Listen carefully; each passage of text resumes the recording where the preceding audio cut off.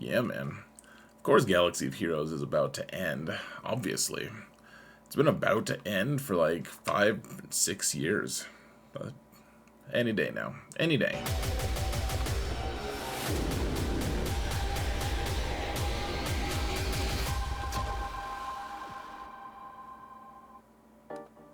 Hello everyone and welcome to another episode of Xaereth Makes Lists of Things. We're going to rank 35 teams. We're not going to use Galactic Legends because why would we? Galactic Legends aren't important to this game at all, obviously. Want to have a huge shout out to my patrons. Thank you guys so much for your support. Truly appreciate every single one of you. And guys, just a reminder, if you want to support this channel for free, all you're going to do is hit that thumbs up button, subscribe, comment, mount the algorithm, guys. It's a good time. Now, I do have an infographic. It's going to be Patreon exclusive for the first month, but it will be on my Discord server eventually. You can find more information. I can't find words today, guys. Information about both of those things in the video description, linked. That being said, let's get to these rankings. Whoa, we're in the top 35. Madness. So the first 35 or the first 5 teams here, guys, not that interesting. Keep in mind here, we're not using Galactic Legends because I want to give you something to be able to, I don't know, kind of plan your farms around if you don't have a Galactic Legend. But eventually we'll probably add Galactic Legends as well because it's pretty distracting and not really that realistic to say, okay, here are all the teams in a vacuum.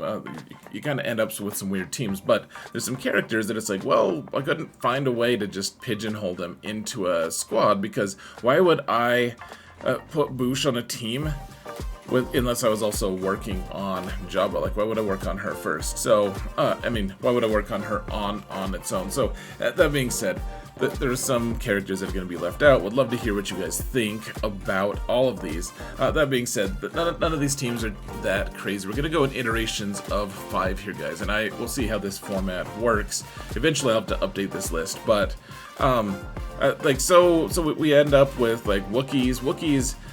Yeah, well, like I put Cursant in there, like he's actually going to stay there, but I think that they might end up climbing a little. We just don't know enough about them. Not enough people have had a Relic Tarful, and not a lot of people are even going to have one, even after they farmed him to 7 stars. They're like, yeah, I'm just done. I don't want Wookiees. And I get that. Like, who wants a team full of pets? I mean, it's the same thing as Ewoks. Why do you want them, guys? We have the new Princess Noosa coming out, and she seems alright. She might be okay. We'll see. But it's not a great team. None of these teams on any level are really that important. Like, the Wookiees are needed at Relic 7, Geos are needed at Relic 7, the Saw team is needed at Relic 7. All of these are needed for like some territory battle stuff. It's nothing that interesting. Jawas, on the other hand, are needed nowhere, not even in the raid anymore, guys. Well, at least in a couple months, where they'll get swept under the rug with the rest of the sand. But luckily, unlike Anakin, they actually like sand. None of these teams are absolutely needed for anything, and it's kind of a shame because a lot of them are kind of fun. The one interesting thing I will note is that a lot of them do have like mass assists, and they all work together. They have good internal synergy. It's just, they've kind of dated themselves. Poor old Geos, man. I wish they were better, kind of. Actually, I've always hated that squad, so screw you, Geos. Next version, or next iteration of squads here, guys. Man, I'm so sad where Mon Mothma is currently. She could be a lot better. Well, she used to be a lot better. Kyle Katarn is like, man, could I get a trade? I would love to trade to a different team. Like, could I go to a Jedi team? And I'm like, no, you'll stay with Mothra and you'll like it. That is one of the best cleanup teams in the game, folks. Mon Mothma, really, really strong there. Like, otherwise, they just don't do that much. Every once in a while, you'll find a squad. You're like, oh, I think I can actually beat this with Mothra. That's kind of cool. But it's... I wish people were still putting bad Grievous teams on the table, because that's where they used to shine a lot.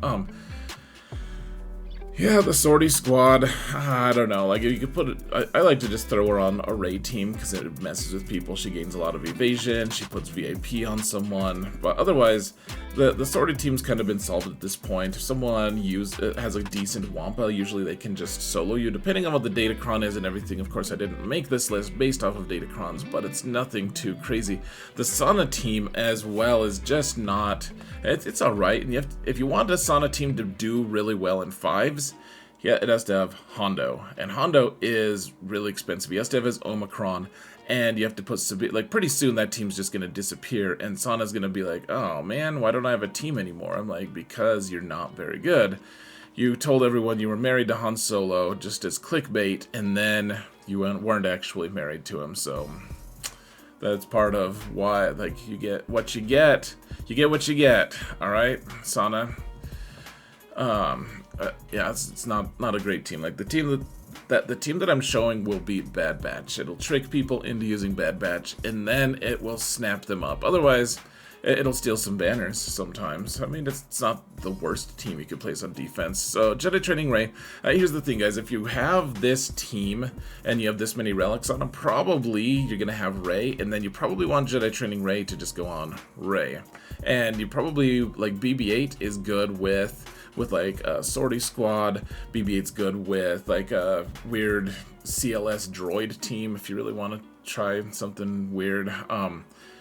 BB-8 works really well with Grievous, actually, to counter like Starkiller. So really, you don't. And then like Resistance Hero Finn can go with Zori. Really, this team kind of just doesn't exist. I have a few characters overlapping on some of these squads just so we can make an even 35, but this team used to be really good, it used to be really fast, and it just keeps having fewer and fewer things that it counters, unfortunately.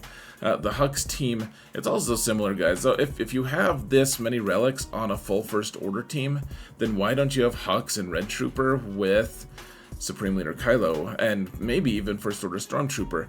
Now, keep in mind, I did not put the Phasma team for Territory Wars on this list at all, so probably, and I wouldn't say that that team is actually as low as 26. Now, I like Hux a lot here, guys, and Hux, this team will actually beat a lot of teams that are higher on the list, but I just have to say that the team isn't really needed for anything. You don't need it other than requirements for Supreme Leader Kylo. It just isn't that interesting overall. Like, it doesn't do that much, it doesn't accomplish that much, and the things that it'll delete, you can find other teams to delete for you. So nothing too crazy. The next version, the next iteration here, guys. Iden. I can't believe I put Iden this low, honestly. Now, there's a lot of really good teams out here, though, on this list, and I was just like, you know what, Iden doesn't beat that many teams above it, and, you know, it actually loses fairly hard to a lot of them, in fact. Unfortunately, like, the Iden team, maybe they're just excited to get the new Moff Gideon in power armor or whatever.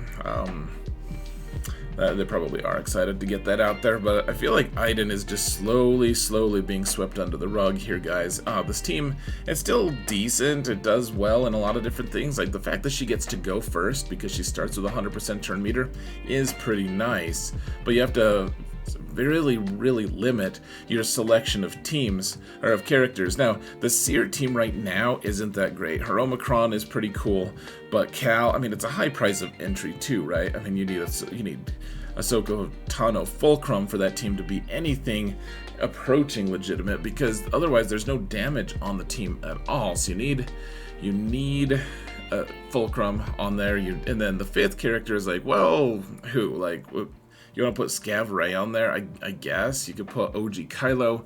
You could put, like, 9th Sister. There's a lot of different characters that maybe could on a Nufu team, but otherwise, I think we're just waiting for Malicos, and then this team is going to skyrocket way higher than 24 is what my guess is, but right now, you put it on defense and hope someone tries to undersell. They're like, oh, yeah, I'll use Wookiees, and you're like, heh, and then the Wookiees beat you, and then you make other sad noises. The Qui-Gon Jinn team, guys, I really like it. It's just a little bit gimmicky, and honestly, the characters, especially the last 2, Kenobi and Snips, could be used elsewhere in a big way.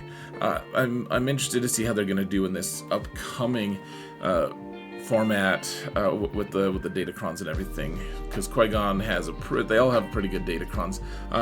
The thing is, they also steal a lot of your really fast speed mods or just really fast non-speed mods, so that you can actually go before your opponent, and it is a good team. It just doesn't delete people as much as it used to.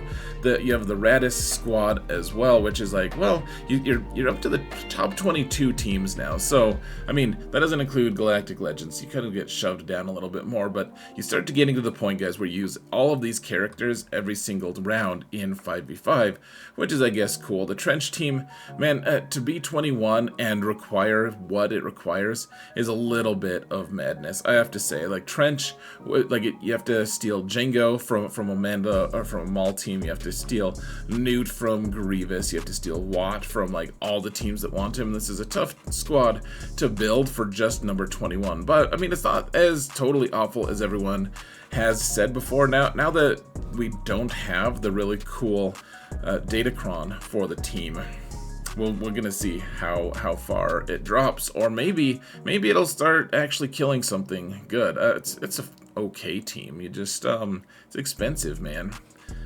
Next, squads. Oh, hey, look at that. I have logos on this page. I must be fancy. So, troopers are they've been good forever, guys. They're really solid. I don't know what's gonna happen with them. Frankly, with the new Moff Gideon being announced, and they're gonna have a different new trooper squad, I guess, with the scout trooper and everything.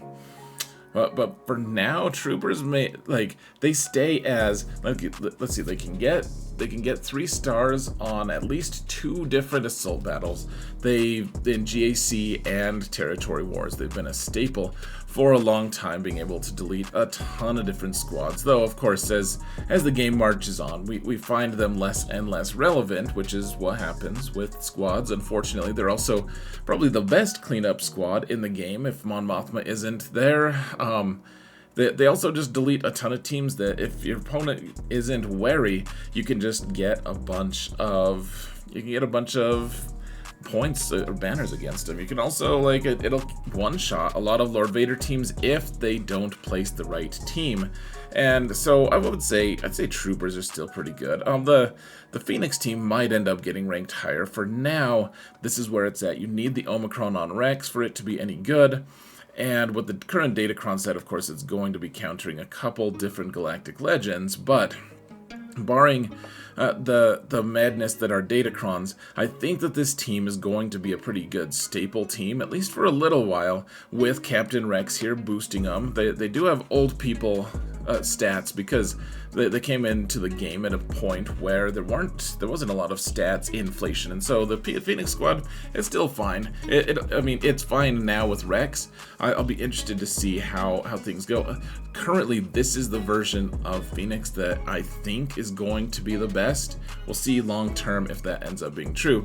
The Tusken squad, man, I wish that they were gonna stick around for the next raid as well. I got them all to Relic 7, and now, I mean, they're good in 3v3 if you put the Omicron on to Tusken Raider. And I mean, they're not a bad squad. They really aren't. And they'll delete a lot of future squads that have a lot of turn meter crutches, but otherwise, Tuskens aren't going to end up scaring too many people. They don't even have a taunting tank on their squad, so you can start doing weird things like Gidme against them. You have Bad Batch, they're just so utility guys, and you can swap out Omega for a lot of different characters to make them a little bit better, and tailor their strengths to whatever situation you need to be in. The Bad Batch are such a nice Swiss army knife, and they work really well at low relics, they work really well at high relics, they work really well with just a lone Jedi Master Kenobi. They're very, very flexible, and I'm surprised at how many teams kind of outrank them at this point, but that's just how it is, guys. Echo needs to be fast, and otherwise, they don't need any Omicrons, which is crazy. Now, the Zori squad, I don't know if it could be ranked higher than this. It probably deletes a few teams higher than this, but the fact of the matter is, guys, we're getting to the point, too, where, okay, so troopers, part of the reason they're this high is a lot of them are required for different things. Piet's needed for a few different things. You need Stark.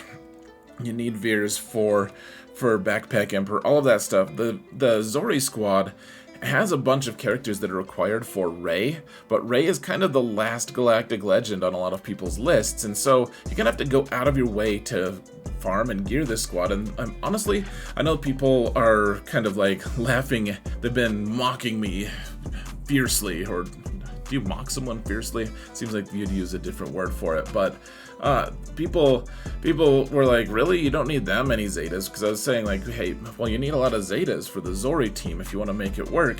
And I was thinking of it from like my middle account's perspective of like, well, I don't have that many Zetas, and if you really want it to work, you need a Zeta for Rose, you need one for Finn, the leader, you need one for Resistance Hero Finn, you need at least one for Zori. I can't see well enough if she needs one or two, but then also Resistance Hero Poe, or maybe you just want to use OG Poe, but like it's a lot of relics for characters that it's a good team. There's no doubting it's a good team. It's just you don't want to casually make this team. You can't really, unless you already have Rey, and if you don't have Rey, you don't really have plans to work on a lot of these characters. So, you know, and that they're pilots, like, hey, good, you're pilots for one of the worst fleets in the game.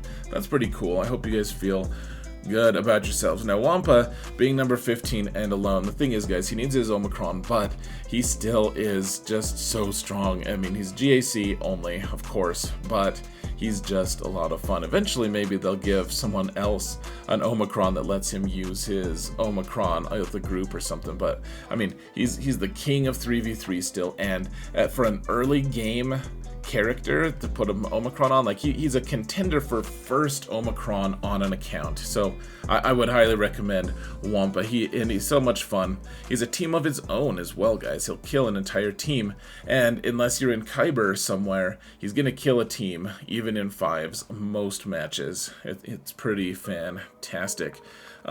So the Padme team is kind of weird, guys. I had to put Cat somewhere, and so I put it with a Padme team that isn't really likely to be used very many places. The thing is, this version of Padme will kill Jedi Master Kenobi pretty consistently, even when Jedi Master Kenobi has Cat.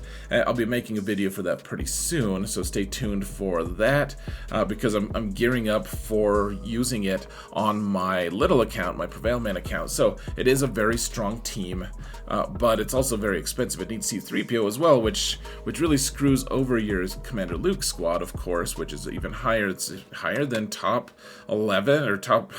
It's better. It's in the top 10 apparently. Wow. So otherwise, you can use Padme with, like, you use a lot of these characters with other squads, honestly. Like, you can put GK and Snips with a Jedi Master Kenobi team. You can put them with a Qui-Gon team like we talked about before. You can put Padme with that team as well. You can put Cat with, like, basically all first four of those characters can just go on a Jedi Master Kenobi team and be that team. And then C-3PO just goes on CLS. So this is lower than it maybe warrants, but it's still at the same time, it's weird because it's the parts to a lot of other teams. If you don't have Kenobi, though, this team actually does punch up quite a bit. It's also very, very strong in Conquest. You throw Anakin in there, it's a good time, actually, guys. You don't even need Cat, honestly. Padme's like the hero, the unsung hero of Conquest. So the next one is Maul. A lot of times you're going to put Maul with a Lord Vader squad, but if you don't, you can put Hondo with them and make sure you have Bo-Katan and Canderous with the squad, and then all you have, like, Hondo gets crazy fast because of his Omicron, and it's like having Watt on the team because he gains 50% turn meter, and he can start before anyone else. He locks one person up, and then remember, even if he dies, guys, even if you kill the person that Hondo targets to lock up, then Hondo goes away, but you still get the banners for him. If you end up winning, you still get your full banners. So in some ways, it's good if he just disappears with full protection, because then you get full banners. Otherwise, you know, the Maul team probably wants Watt or wants someone who's really fast, like a really fast armor or something. I just don't have the mods to give him, so instead I gave him an Omicron, which makes no sense. Night Sisters. Now, Night Sisters right now should be like a top 5 squad if you count if you count the Omicron that they, or the Datacron that they currently have. But without that, I'm a little more skeptical. I mean, they're still really strong. The fact that they're at number 12 instead of like in the 20s somewhere speaks to how transformative Marin is to that squad. They do a lot of really cool stuff, and they may end up rising. But guys, there's a lot of, we're just packed full of really awesome teams above this.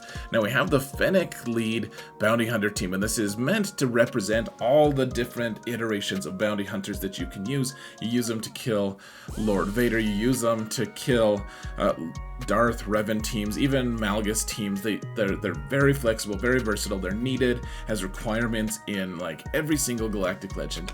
Bounty hunters are probably the faction I'm going to be doing my ranking for this season, or this month, and they're one of my very favorite foundational teams. You put Bando with them, Beskar Mando, that's just a very, very, very strong combination, guys. They're also one of the best cleanup teams out there. They're also, if you can kill someone's Lord Vader with bounty hunters, feels good, man. It feels good.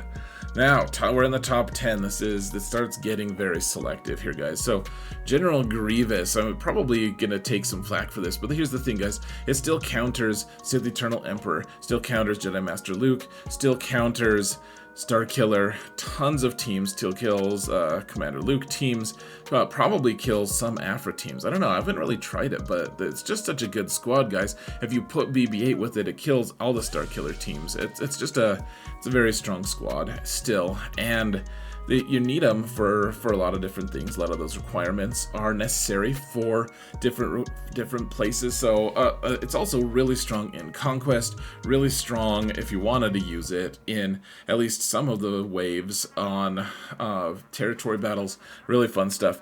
The Afra squad, see, we're to the point now where it's like, okay, Afra can kill like half the Galactic Legends. Like all the teams above here are teams that are going to give your opponent a big headache at some point. So Afra, pure offense, in my opinion. A lot of people will put her on defense, but it's a little bit sad to see that because of what she can do. She'll kill Jabba, which is the most recent Galactic Legend. She'll kill Lord Vader, at least some versions of him, which is the second most recent Galactic Legend.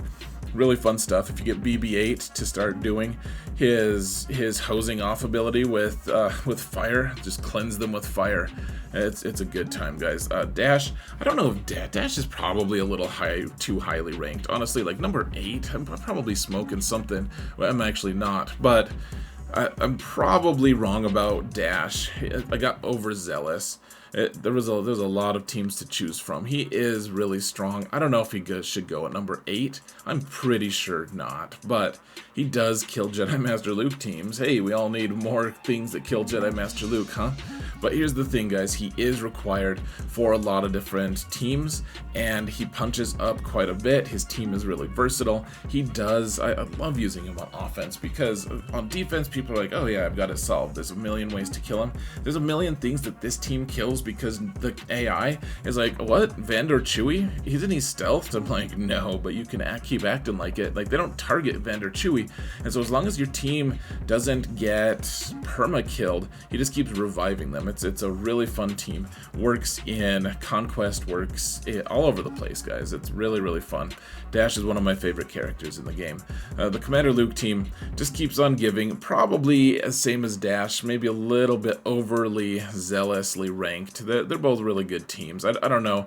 It's still like, Commander Luke will kill all the teams below this, though, pretty consistently. In fact, it's the team that's probably going to be ripped apart the most once Galactic Legend Leia is here, but we don't know yet. We don't know what Drogon looks like, what the Dragon Man is going to be dragging us. So for now, Commander Luke stays there. They're just so good. They're good in Conquest.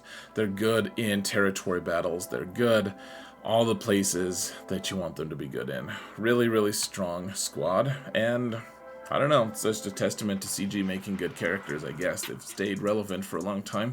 No Omicron necessary. Now we have Malgus, who didn't quite crack the top 5, which is crazy to me. Because it's such a good squad that you need a Galactic Legend to kill usually, or you need the new Jedi Cal team. It's very strong.